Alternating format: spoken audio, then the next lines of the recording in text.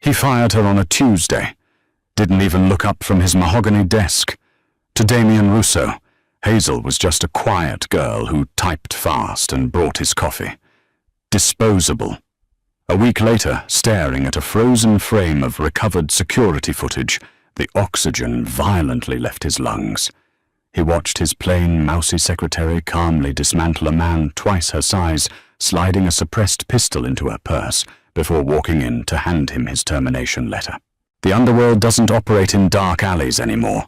It operates in boardrooms with floor-to-ceiling windows, filtered air, and men wearing $6,000 suits. Damien Rousseau owned the 72nd floor of the Apex building, and from up there, Chicago looked like a circuit board of lights and wealth. He controlled the ports. He controlled the unions.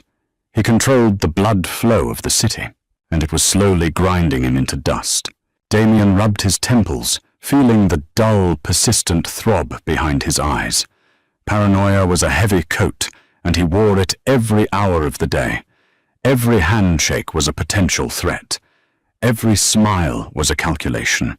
In a life composed entirely of loud egos, violent tempers, and constant friction, the only frictionless surface was the desk of his executive assistant, Hazel Brooks.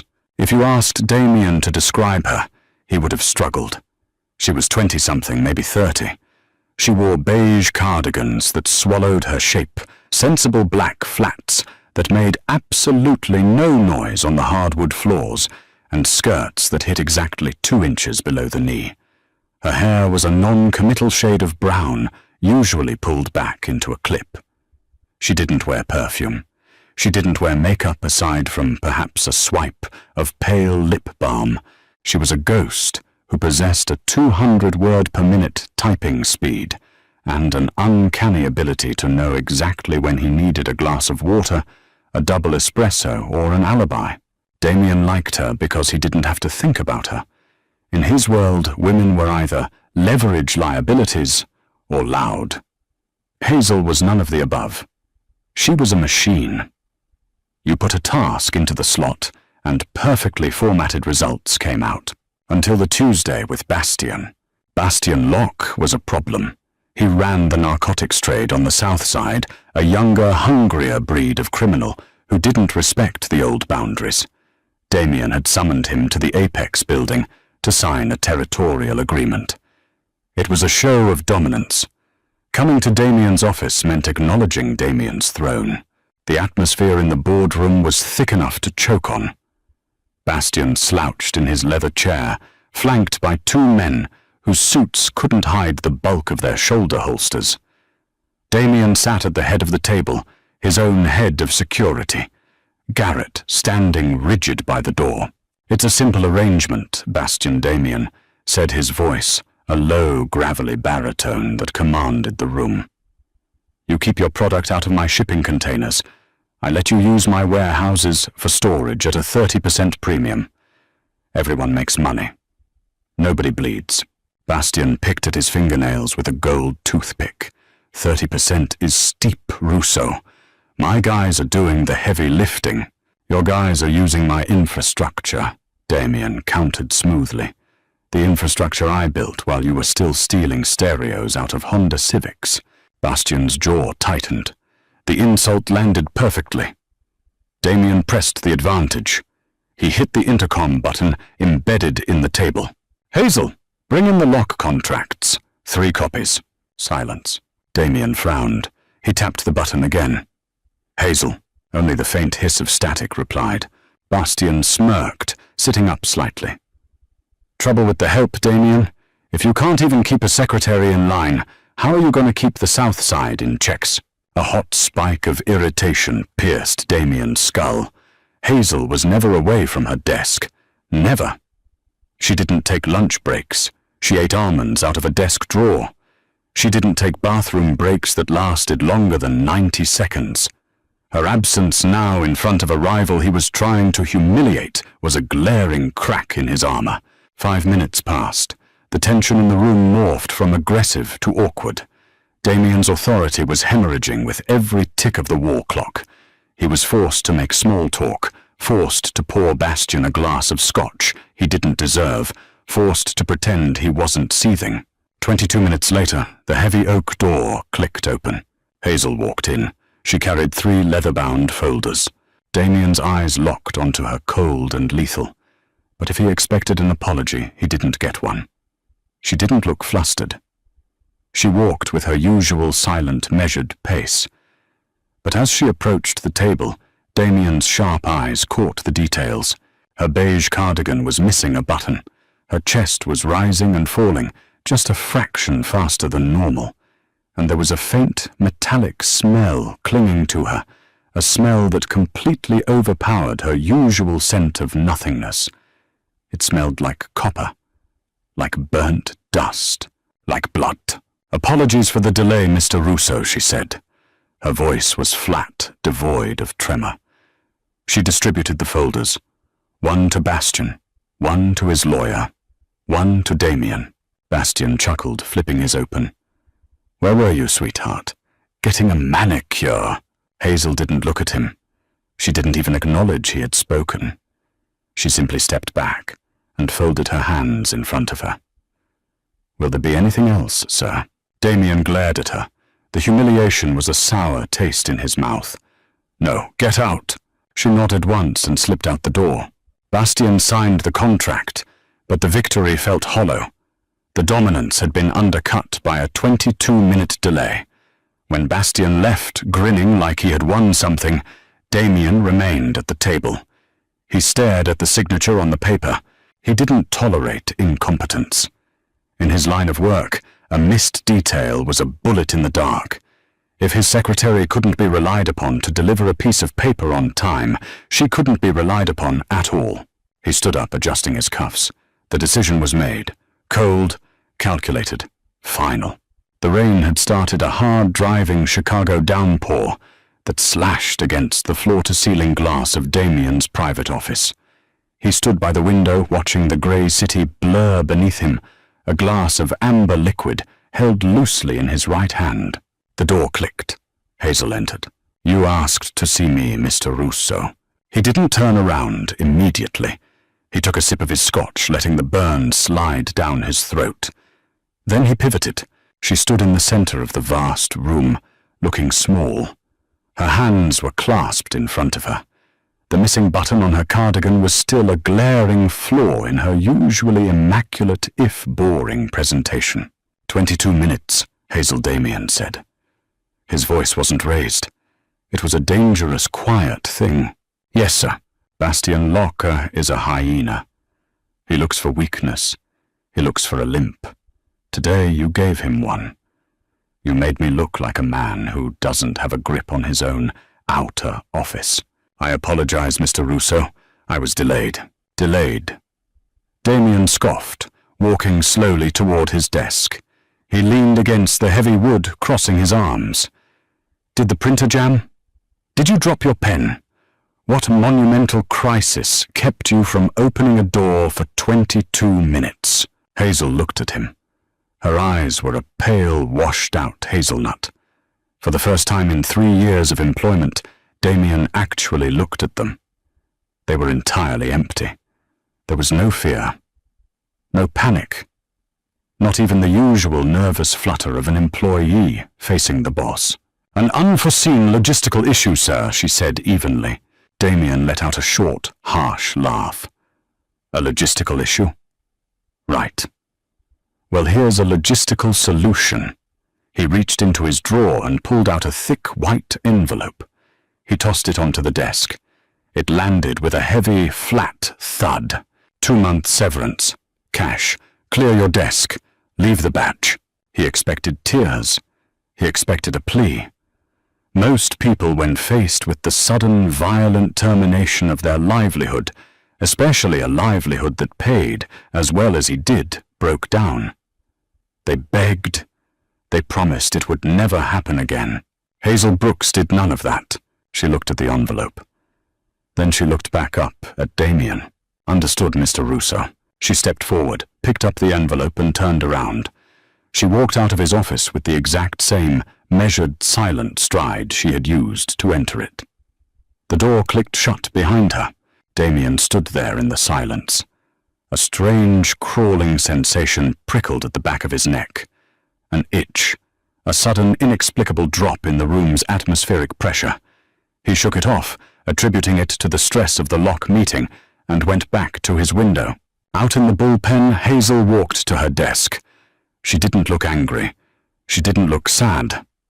She opened her bottom drawer and pulled out a single flattened cardboard box. She assembled it with quick, efficient folds. She placed a plain black coffee mug inside. A pair of spare reading glasses. A lint roller. She didn't have any photographs. No pictures of a boyfriend, a dog, a family vacation. Her desk was as barren as a hospital room. She opened the top drawer and took out her security badge. She stared at it for a fraction of a second, her thumb grazing the plastic edge. Then she placed it precisely in the center of her keyboard. Garrett, the head of security, walked by. A massive, scarred man who had survived 2 wars and a stint in a cartel prison. He stopped looking at the box. "You moving desks, Hazel?" he grunted. "No, Garrett," she replied softly. "I'm moving on." Garrett frowned, his thick brow furrowing. He looked toward Damien's closed door, then back at her. "He fired you. He terminated my employment, yes," Christ, Garrett muttered. Over the delay with Bastion, Hazel picked up her box. "It was a pleasure working with you, Garrett. Make sure Mr. Russo drinks his chamomile tea on Thursdays. It helps with his blood pressure. And tell the night shift to keep a closer eye on the loading dock cameras. They've been drifting 3 degrees to the left every night at 2 a.m. Garrett stared at her, genuinely surprised. "How do you know about the camera drift?" Hazel gave him a small, polite smile that didn't reach her eyes. "I notice things." "Goodbye, Garrett." She walked out the glass double doors, stepping into the elevator. The doors slid shut, severing Hazel Brooks from the underworld she had silently inhabited for 3 years. By Thursday, the absence of Hazel Brooks was an open wound in the office. Damien had ordered HR to send up a replacement immediately. They sent a girl named Brittany. Brittany wore strong perfume that smelled like artificial peaches. She typed at 90 words a minute, and the clatter of her acrylic nails on the keyboard sounded like a hailstorm. She brought him his coffee, black, forgetting the splash of oat milk. She let calls through from numbers he didn't recognize. But it wasn't just the noise and the incompetence that bothered Damien. It was a deeper, more primal unease. When Hazel was there, the office felt impenetrable. The files were exactly where they needed to be. The schedule flowed with martial precision. Now things felt loose, exposed. Damien found himself staring at her empty desk through the glass walls of his office. He felt a nagging sense of having amputated a healthy limb. On Friday evening, after Brittany had practically sprinted out the door at 5 p.m., Damien walked out to Hazel's old desk. He didn't know what he was looking for. He ran a hand over the cold laminate surface. He pulled open the drawers. Empty, spotless. He pulled the bottom right drawer. It wouldn't budge. Locked. Damien frowned. Hazel had left her keys with HR. He walked back into his office, grabbed a heavy steel letter opener, and returned to the desk. With a brute force shove, he wedged the steel into the gap and cracked the lock mechanism.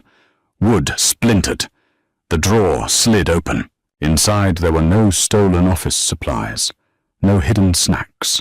There was a single black leather notebook. Damien picked it up. It was heavy, filled with high-quality grid paper.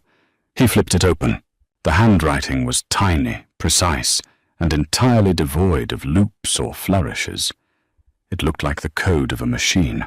October 12th, Bastion Locke's Lieutenant Mouse spotted at a diner 3 blocks from Apex. Meeting with unknown associate. October 14th, catering company for board meeting switched vendors at the last minute. New vendor is Silver Spoon. Registered owner has ties to the Genovese family. Flagged for review, Damien's breath hitched. He flipped a page. November 2nd, black SUV plates, XYZ, 119 parked idle across from parking garage entrance for 4 hours. Driver smoking constantly. Called in anonymous tip for loitering/suspicious vehicle to local precinct. Car moved at 4:15 p.m. Damien remembered that day.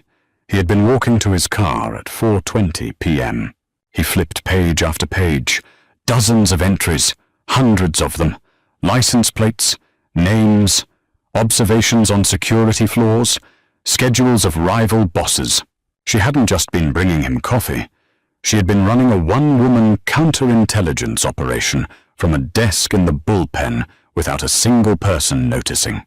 A cold sweat broke out on Damien's palms. He slammed the book shut just as the elevator pinged. Garrett stepped out, moving faster than a man his size usually did. His face was pale beneath his heavy tan.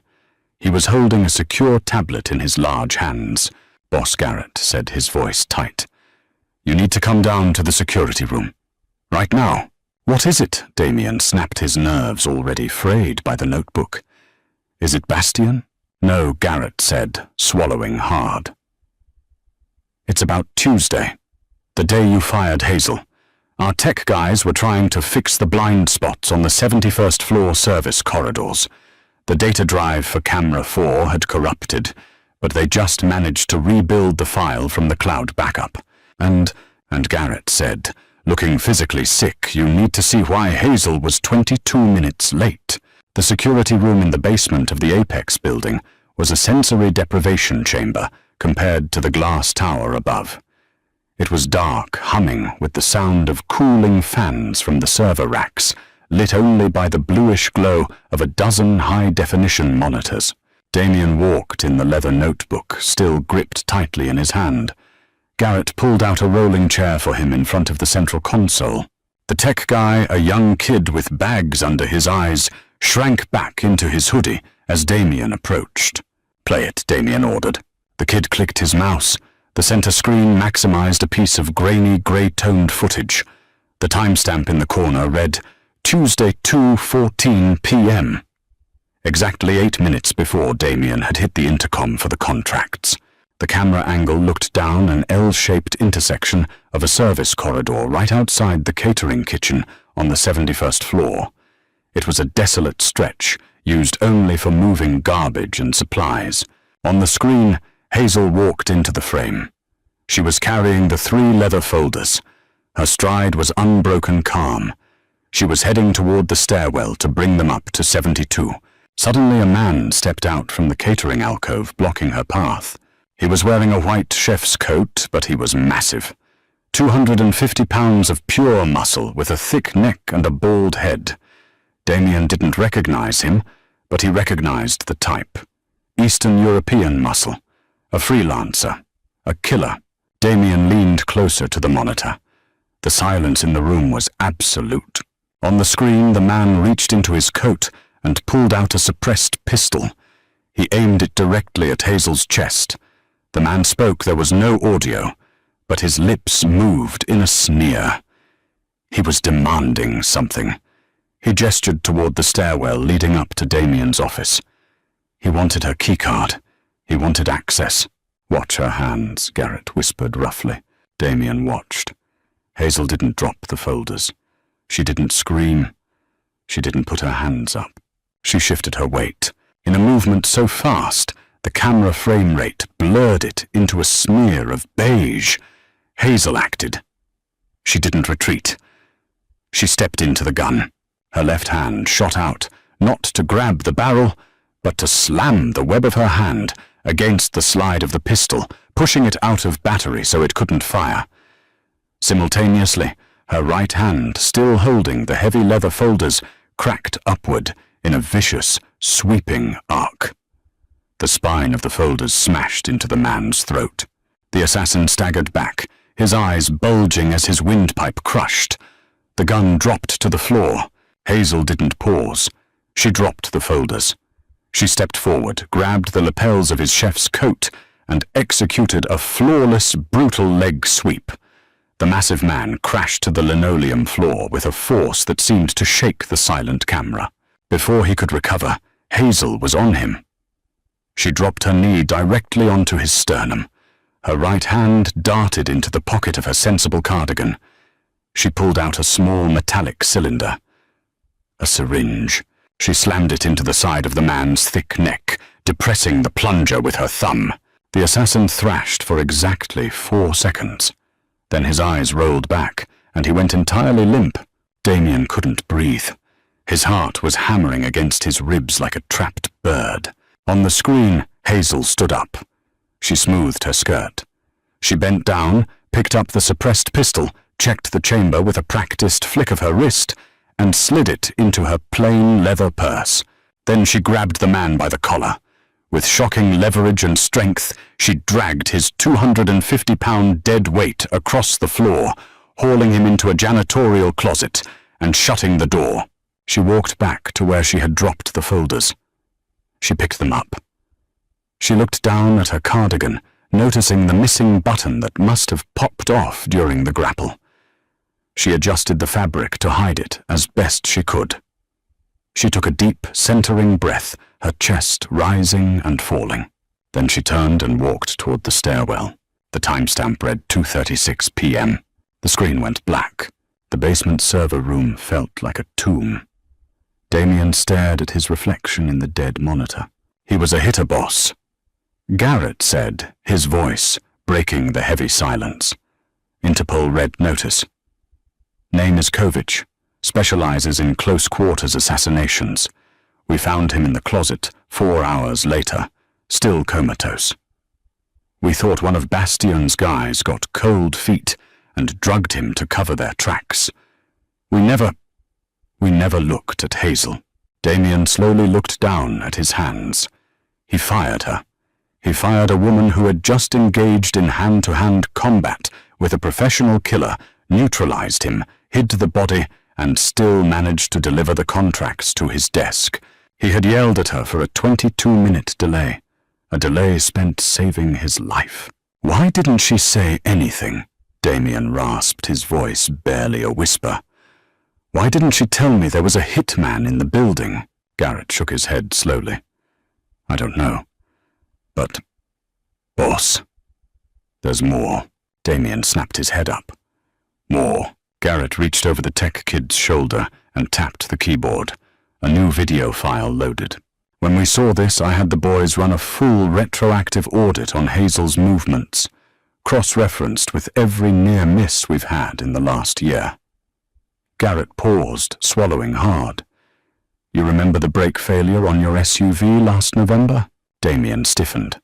It wasn't a brake failure. The line was cut. We just couldn't prove who did it or how they got into my private garage at my condo.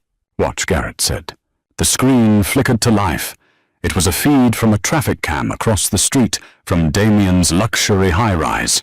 Timestamp November 14th, 3 a.m. A shadowy figure dressed entirely in black was working under Damien's armored SUV, which was parked just inside the open security gate. The figure was moving efficiently. Then from the left side of the screen, another figure approached. She was wearing a long, sensible raincoat and carrying an umbrella, though it wasn't raining. The figure under the car rolled out, startled, pulling a blade. The woman in the raincoat didn't flinch. She swung the umbrella. But she didn't hit him with it. She pressed a button on the handle. A flash of bright, blinding light, a strobe or a taser erupted from the tip. The man, blinded, stumbled back. The woman stepped in, delivering a sharp, precise strike to the man's knee. It snapped backward with a sickening, visible jolt. The man collapsed. The woman stood over him, said something that made him freeze in absolute terror, and then pointed down the street. The man scrambled away on his hands, and one good leg fleeing into the night. The woman turned toward the camera for a fraction of a second before popping the umbrella open to shield her face. But it was enough. The pale face, the sensible raincoat. Hazel Brooks. She knelt by the car, inspected the cut brake line, and then pulled a roll of industrial vulcanized tape from her pocket. She patched the line, bleeding the valve with a small wrench, securing it just enough so the car would survive the drive to the mechanic the next morning, masking the assassination attempt as a simple mechanical failure. She finished the job, stood up, dusted off her raincoat, and walked away into the dark. Damien felt the floor drop out from under him. The notebook in his hand felt like a block of lead. She had saved him. Not once, but twice. And she had done it in absolute secrecy, asking for no credit, no hazard pay, no gratitude. She had bled for him in the shadows and served him coffee in the light, and he had thrown her out onto the street like trash because she had bruised his ego in front of a rival. "Find her," Damien commanded. His voice wasn't gravelly anymore. It was jagged glass. He stood up so fast his chair crashed backward onto the floor. Garrett flinched. "Boss, we tried. When I saw the first video, I sent a team to her apartment on file. It's empty, stripped bare. Landlord says she broke the lease yesterday, paid in cash, left no forwarding address. I don't care if she moved to the moon." Garrett, Damien roared, the suppressed emotion of the last 20 minutes finally detonating. "Tear this city apart. Check the train stations, the airports, the bus terminals. Call in every favor we have with the feds. Hack the traffic grids. Find the invisible woman." He stormed out of the server room, the heavy metal door slamming shut behind him, leaving a ringing silence in his wake. Damien Russo, the untouchable king of Chicago, had just realized he wasn't standing on a throne. He was standing on the edge of a cliff, and he had just fired his only parachute. For 72 hours, Damien Russo did not sleep. His office, usually a sanctuary of controlled power, had transformed into a war room. The mahogany desk was buried under stacks of paper background checks, financial records, HR files. Garrett stood by the window, his massive frame tight with exhaustion, holding a phone to his ear. "Nothing," Garrett said, lowering the device. His voice was a rasp of frustration. Facial recognition at O'Hare Midway Union Station. Nothing. We pulled the security feeds from the streets around her apartment. She walked out the front door at 6 a.m. on Wednesday, carrying a single duffel bag, turned down an alley on 4th Street, and vanished. No car picked her up. She didn't take the L train. She just stepped into the concrete and disappeared. Damien stared at the black leather notebook resting in the center of his desk. It was the only clean thing in the room. "What about the background check?" Damien asked, his eyes locked on the grid paper. Fake Garrett replied, dropping a thin file onto the pile. "All of it. Hazel Brooks doesn't exist. The Social Security number belongs to a girl who died of leukemia in Seattle 20 years ago. The references she provided when HR hired her burner phones that have been dead for 2 years. The college degree is a high-grade forgery. She's a ghost boss, a highly trained, deeply embedded ghost." Damien rubbed his jaw. The stubble felt like sandpaper. The paranoia that usually sat on his shoulders like a heavy coat had mutated into something sharper. It was vertigo. He had built his empire on the belief that he saw everything controlled, everything. Yet for 3 years, a woman capable of snapping a professional killer's neck had been organizing his calendar and pouring his coffee. "Why, Garrett," Damien muttered, flipping the notebook open. If she was planted by a rival, she had 1,000 chances to put a bullet in my head. She poured my drinks. She booked my flights. But she didn't kill me. She kept me alive.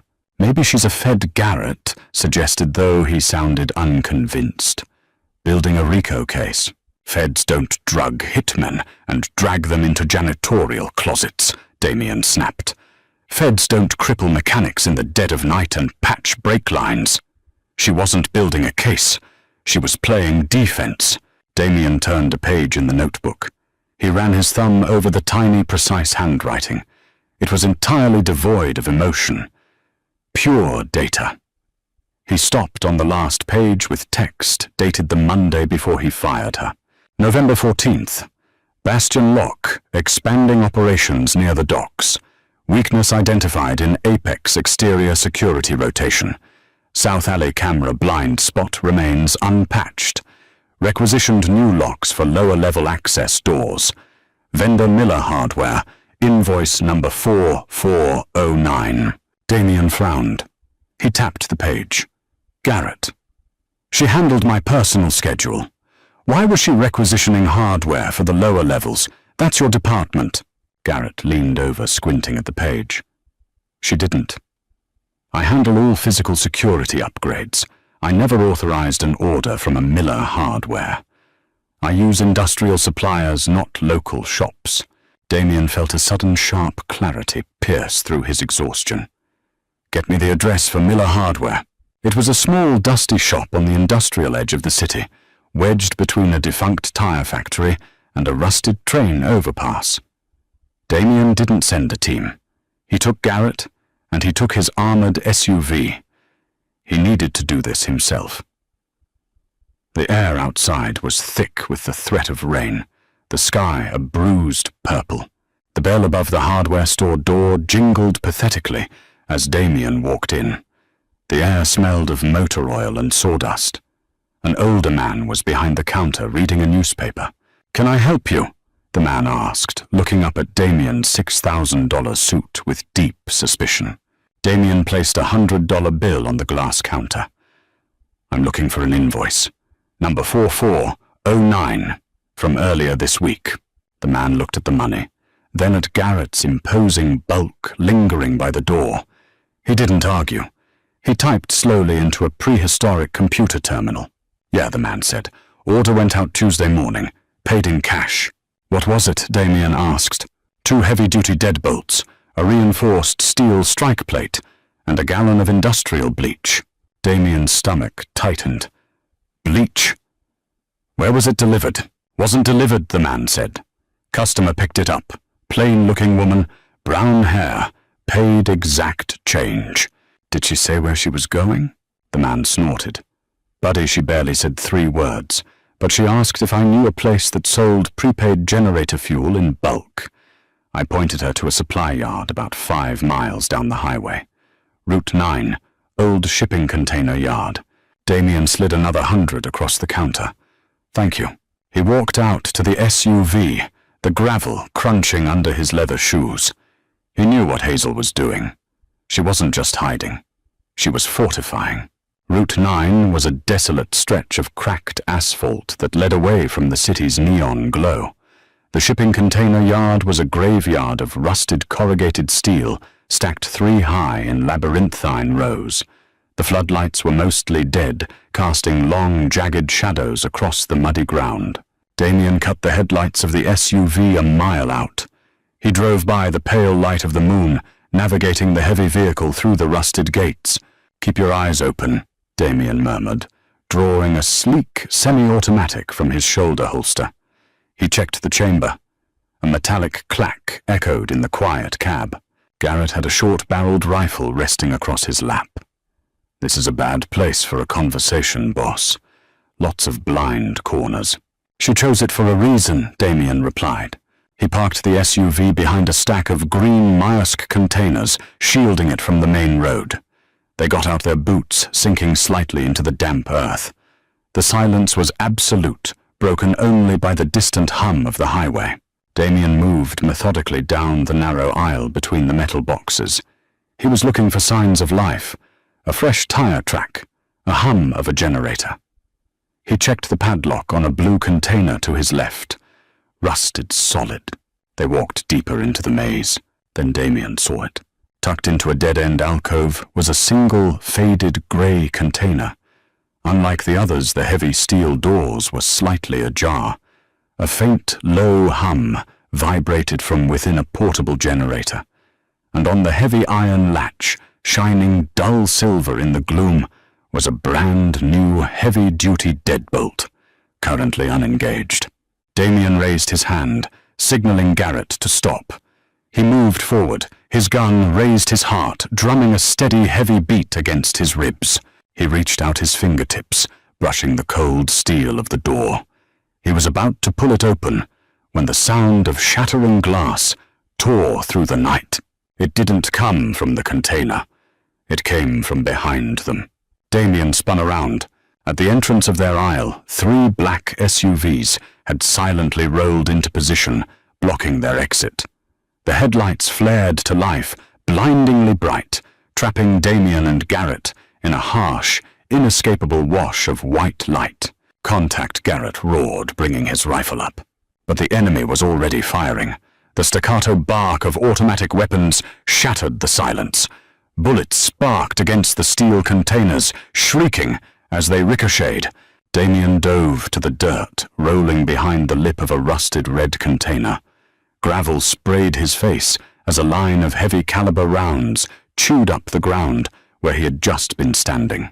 How many? Damien yelled over the deafening noise. "At least a dozen," Garrett shouted back, pinned down on the opposite side of the aisle. "They tracked us, Bastion's guys." Damien cursed viciously. Bastion lock. The hyena had smelled the blood in the water. He knew Damien was out of his fortress, driving through the outskirts of the city. He had waited for the perfect moment to strike.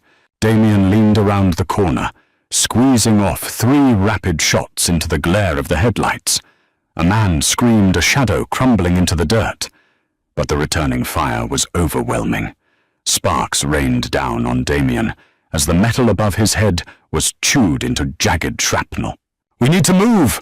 Garrett yelled, firing a controlled burst that shattered a headlight, plunging part of the aisle back into darkness, where we're boxed in. Damien fired again, the slide of his gun locking back. Empty. He smoothly ejected the magazine and slammed a fresh one home. Footsteps crunched on the gravel. Bastion's men were advancing, using the containers for cover, moving in a tactical formation. They weren't street thugs. These were paid professionals. Bastion had emptied his war chest for this hit. A heavy, sickening thud echoed from Garrett's position. "Garrett," Damien yelled. "I'm hit," Garrett grunted, his voice tight with agony. "Left leg. I can't put weight on it." Panic, cold and sharp, finally pierced Damien's chest. He was going to die here, in the mud among rusted metal, because he was too arrogant to see the shield that had been protecting him. He raised his gun, preparing to step out and draw their fire to give Garrett a few more seconds of life. Suddenly the floodlight atop the nearest SUV exploded in a shower of sparks. The gunfire from the advancing hit squad abruptly stopped, replaced by a confused shout. Damien blinked, trying to clear the spots from his vision. In the sudden dimness, he saw a shadow drop from the top of the 3-story container stack, directly above the advancing men. It was utterly silent. No battle cry, no cinematic landing. The shadow simply fell into the center of the kill squad. Before the men could react, the shadow moved. A swift, brutal strike to the throat of the lead gunman. He crumpled instantly, his rifle clattering to the dirt.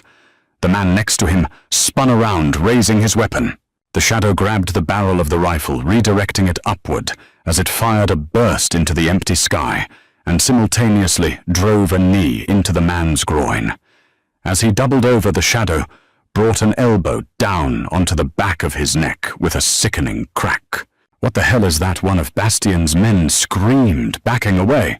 The shadow didn't answer. It moved with fluid, horrifying efficiency. It was a blur of calculated violence, aiming for joints, throats, and nerves. A garrote wire caught the ambient moonlight for a fraction of a second before it whipped around a third man's neck, pulling him backward into the darkness between 2 containers. Damien watched, mesmerized and horrified. It took less than 40 seconds. 4 men were dead or unconscious on the ground. The remaining gunmen at the SUVs began to panic, firing wildly into the shadows. A suppressed gunshot, a quiet thud, sounded from the darkness. The driver of the lead SUV slumped against the steering wheel, the horn blaring a continuous droning wail. The surviving hitmen broke. They scrambled into the remaining 2 SUVs' tires, spinning in the mud as they threw the vehicles into reverse, tearing out of the container yard and disappearing into the night. The horn of the idling SUV wailed into the sudden echoing silence. Damien slowly stood up, keeping his gun raised. His breathing was ragged. From the deep shadows between the metal boxes, a figure stepped out. She was wearing dark cargo pants, a black turtleneck and heavy tactical boots. Her brown hair was tied back in a tight, practical knot. Her face was smudged with dirt and a streak of grease, but her eyes were exactly the same. Pale, empty, calculating. She held a suppressed pistol by her side, her finger safely off the trigger. Hazel Brooks looked at the carnage around her, then looked at Damien. "You're loud, Mr. Russo," she said, her voice, the familiar flat tone that usually informed him his 2 p.m. meeting was delayed. "And you're compromising my exit protocol." The wailing car horn was a drill into Damien's skull. Hazel walked calmly to the idling SUV, opened the driver's side door, shoved the dead man's foot off the pedal, and reached in to rip the wire cluster out of the steering column. The horn died. The silence that followed was heavy, ringing with the aftermath of violence. Hazel walked back toward Damien. She didn't look breathless. She bent down, gracefully checked the pulse of one of Bastien's men, then efficiently stripped his spare magazines, slipping them into her cargo pockets. Damien holstered his weapon. He felt stripped bare. The $1,000 suit was ruined, covered in mud and oil. His authority, his untouchable aura, it was all stripped away, leaving only the man underneath. "You're bleeding," Hazel said, not looking at him, as she secured a combat knife from another fallen man. Damien touched his cheek. A piece of shrapnel had sliced a shallow cut across his cheekbone. He hadn't felt it. "Garrett's hit," he said, his voice grating in his throat. Hazel finally looked up. She walked quickly to where Garrett was leaning against the rusted metal, his hands clamped over a bloody hole in his thigh. "Move your hands, Garrett," she ordered. Garrett, a man who took orders from absolutely no one except Damien, obeyed instantly. Hazel knelt, pulled a tactical tourniquet from a small pouch on her belt, and cinched it high on his leg with brutal, practiced force. Garrett grunted, his jaw tight. "It's a clean, through and through," Hazel analyzed flatly. "Missed the artery. You'll live. But you need antibiotics and a stitch." She stood up, wiping blood from her hands onto her dark pants. She turned to face Damien. They stood 3 feet apart in the muddy aisle. The gap between them felt like an ocean. "How did you find me?" she asked. "The hardware store," Damien said. "The invoice in the notebook." Hazel's eyes flickered a microscopic break in her armor. A lapse in protocol. "I shouldn't have left it locked. I assumed you wouldn't break company property." "Company property," Damien repeated, a bitter, breathless laugh escaping him. "You killed a man with a binder in my hallway, Hazel. You crippled an assassin under my car, and you sat outside my office taking notes on my schedule. Who the hell are you?"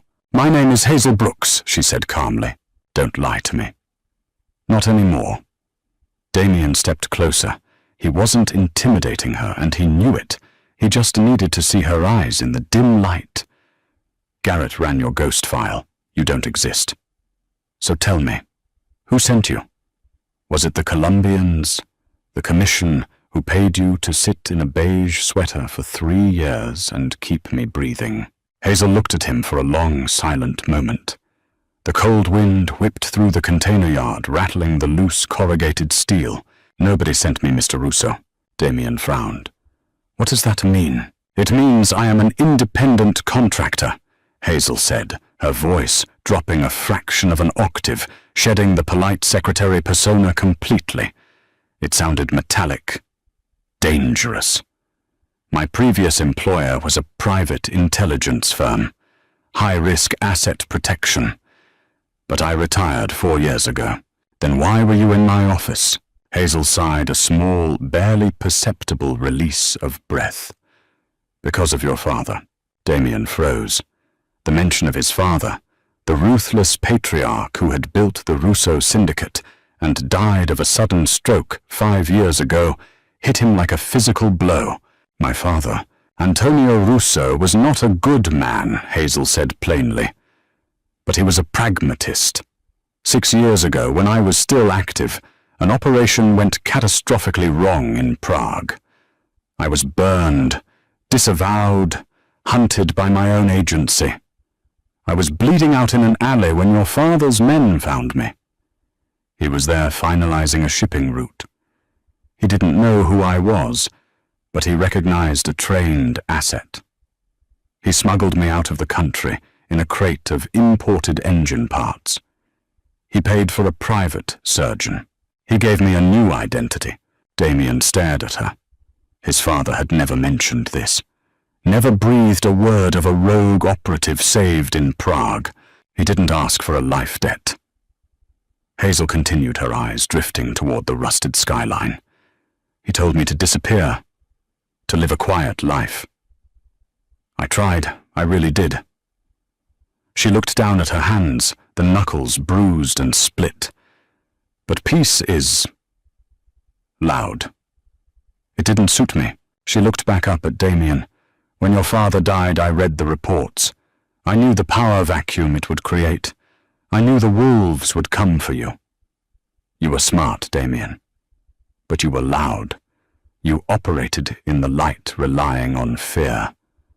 Fear is a fragile shield. I knew you wouldn't survive the transition. So you forged a resume and applied for a job in HR. Damien said, the realization settling heavily in his gut. I put myself in the most strategically advantageous position to monitor threats to your person, Hazel corrected. The executive assistant controls the flow of information. I controlled your schedule, your access points, and your food supply. I intercepted 9 credible threats in 3 years. Kovich was the 10th. Damien felt the earth tilt. 9. 9 times he had walked past the edge of the abyss, and she had silently pulled him back by the collar, asking for nothing. Why didn't you tell me? He asked, his voice cracking. After the first time, I would have paid you a fortune. I would have put you in charge of all security. Because you wouldn't have trusted me, Hazel said bluntly. In your world, loyalty is bought. If you knew what I was capable of, you would have treated me as a weapon. And weapons are eventually pointed at the person holding them. By staying invisible, I remained effective. You didn't have to trust me, because you didn't even notice me. The truth of her words stung sharper than the cut on his face. She was right. If he had known she was a killer, he would have spent every day wondering when she would turn on him. He had trusted her precisely because he thought she was weak. And then I fired you, Damien said softly. You terminated my employment, Hazel corrected again, which released me from my self-imposed obligation. The debt to your father was paid. I packed my desk. I was leaving the city tonight. Damien looked at the carnage around them. Bastion's dead men. Garrett bleeding on the ground. He looked at Hazel, the invisible woman who had held his empire together with binder clips and violence. He didn't want a weapon. He didn't want a secretary. He reached into his ruined suit jacket. His hand brushed past his empty holster. He pulled out the thick, white envelope. The severance pay. It was creased and slightly damp from the rain. He held it out to her. Hazel looked at the envelope. She didn't take it. I don't need your money, Mr. Russo. It's not money, Damien said. Hazel hesitated, then took the envelope. She tore the seal. Inside there was no cash. There was only the black leather notebook. Bastion Locke knows I'm bleeding, Damien said, his voice hardening, finding its gravelly edge once more. He's going to make a run at the Apex building by morning. I have 50 men who can shoot, but they shoot loud. I don't need loud right now, Hazel. He stepped closer, closing the distance between them. I need a ghost.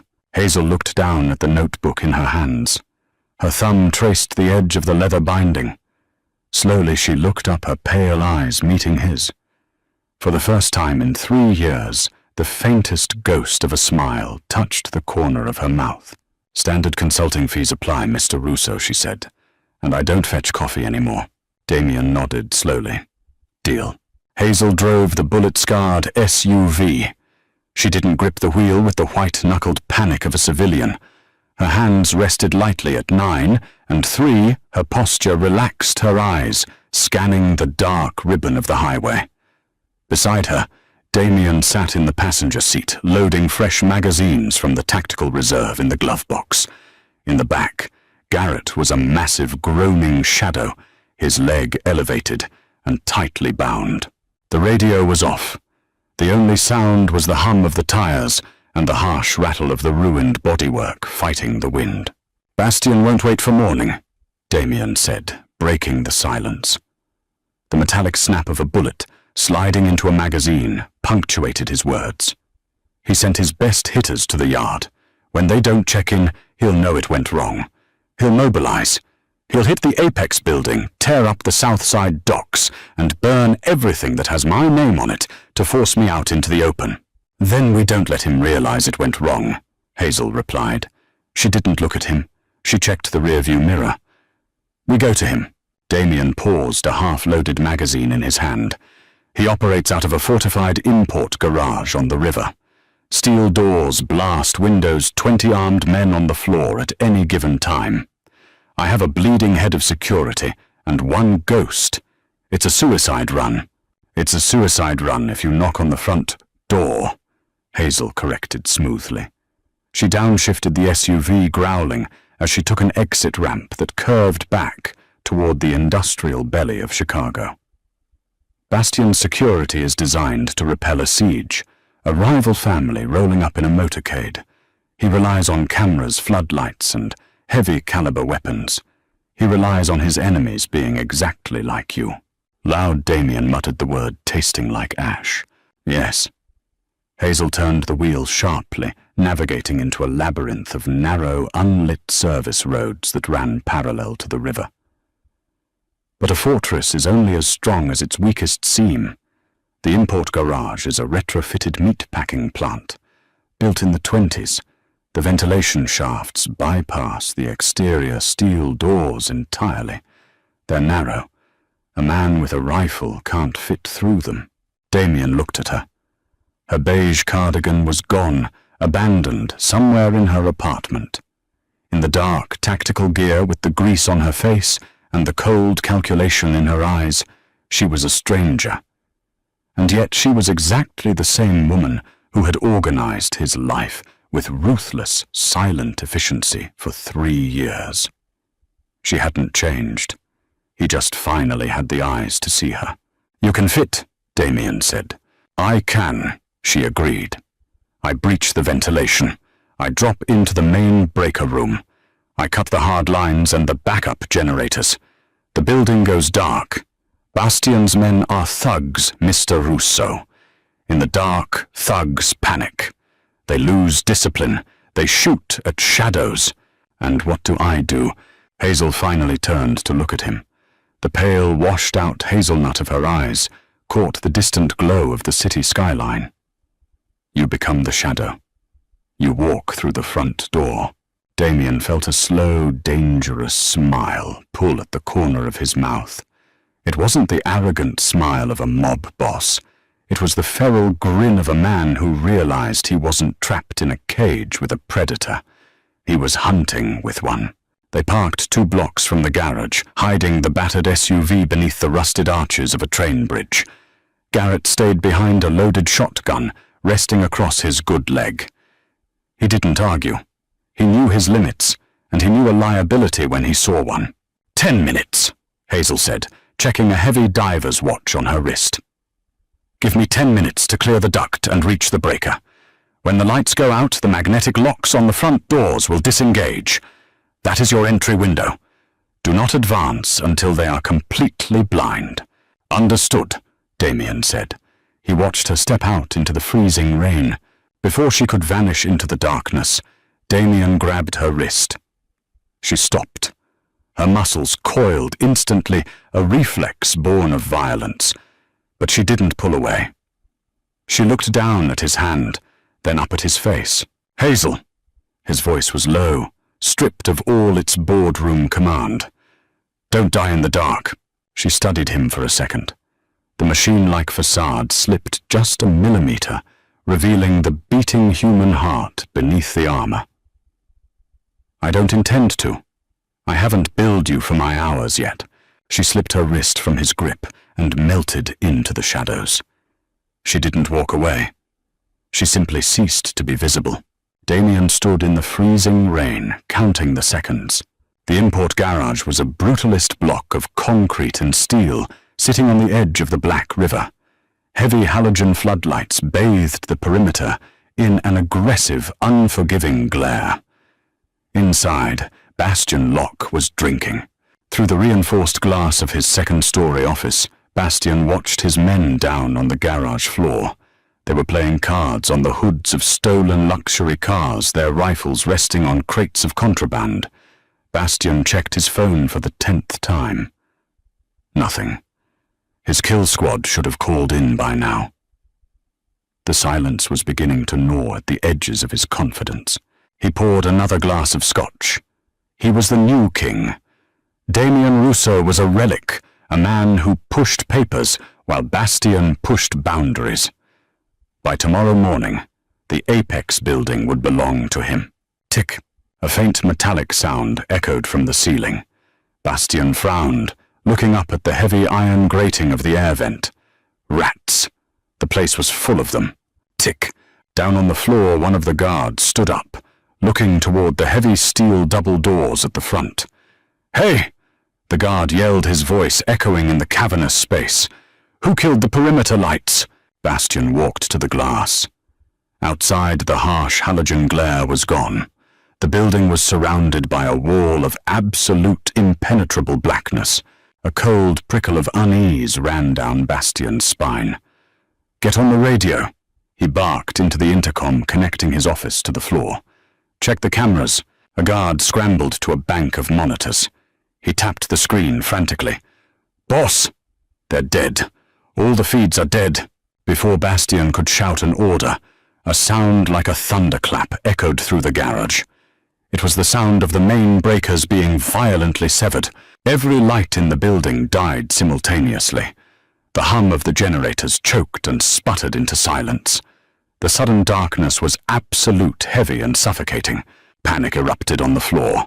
Men shouted the sounds of chairs scraping and weapons being racked, filling the dark. Flashlight beams cut through the pitch-black erratic and terrified, sweeping over concrete pillars and the slick hoods of cars. Click. The heavy magnetic lock on the front rolling door disengaged. The chain rattled. The door began to slowly, agonizingly roll upward, pushed by an unseen hand. A guard screamed, "Cover the door!"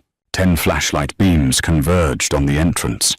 The rain was falling in silver sheets against the pale light of the moon, and standing in the threshold, framed by the storm, was Damien Rousseau. He wasn't wearing a pristine suit. He was covered in mud and blood. He held a high-capacity pistol in his right hand. He didn't run for cover.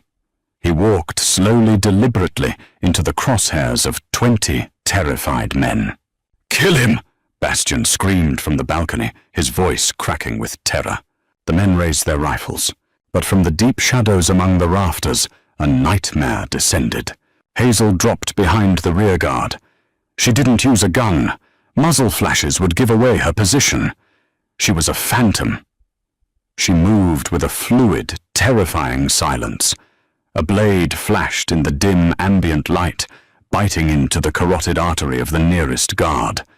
He fell with a wet gasp. The guard next to him spun around his flashlight beam, swinging wildly. It caught nothing but empty air.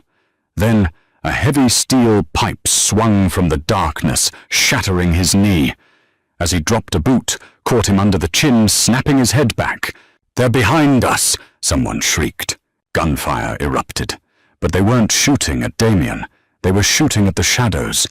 They were shooting at each other. Crossfire tore through the garage. Bullets sparked against the concrete, illuminating the chaos in brief, strobe-like flashes of violence. In the flashes, Damien moved. He was the anchor, the visible threat that kept their attention divided. He fired, precisely taking down the men who managed to hold their nerve and aim at him. But the true slaughter was happening in the dark spaces between the flashes. Hazel was dismantling Bastian's empire piece by piece. She weaponized their fear. She threw a handful of loose ball bearings across the floor. A guard spun toward the noise, firing a wild burst, and accidentally tore through the chest of his own partner. She rigged a stray flashlight to roll under a car, drawing fire, while she slipped behind the shooters and snapped necks with clinical efficiency. It took exactly 3 minutes. When the shooting stopped, the only sounds left were the drumming of the rain and the ragged breathing of the dying. The garage floor was a slaughterhouse. Bastian Locke was frozen on the second-story balcony. His Scotch glass had shattered on the floor. He watched, trembling violently, as Damian Russo walked slowly up the metal stairs. Bastian drew his gun, his hand shaking so badly he could barely aim. "Stay back, Russo. Stay back." Damian didn't stop. He reached the top of the stairs and walked into Bastian's office. The shadows in the corner of the room seemed to shift, separating from the darkness. Hazel stepped into the faint moonlight filtering through the window.